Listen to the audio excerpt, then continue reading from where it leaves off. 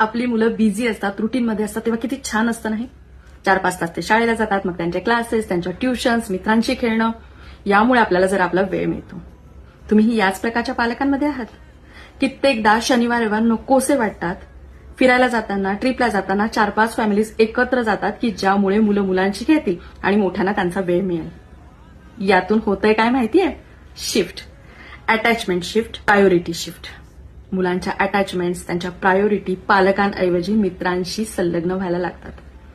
त्यांच्या ज्या काही शेअरिंग आहे, बॉन्डिंग आहे, ते पालकांऐवजी मित्रांशी असतं आणि त्यामुळे पालकांमधलं आणि मुलांमधलं अंतर वाढायला लागतं. ज्या काही व्हॅल्यूज आपल्याला मुलांना द्यायच्या त्यासाठी वेळच मिळत नाही, संवाद कमी पडतो. ऑफकोर्स आयुष्यामध्ये मित्रांचं स्थान खूप महत्वाचं आहे, मित्र असलेच पाहिजे. पण आपली सुटका करून घेण्यासाठी आपण आपल्या मुलांना बिझी ठेवत असू, त्यांना मित्रांच्या गराड्यात लोटत असू, तर प्लीज बी अवेअर.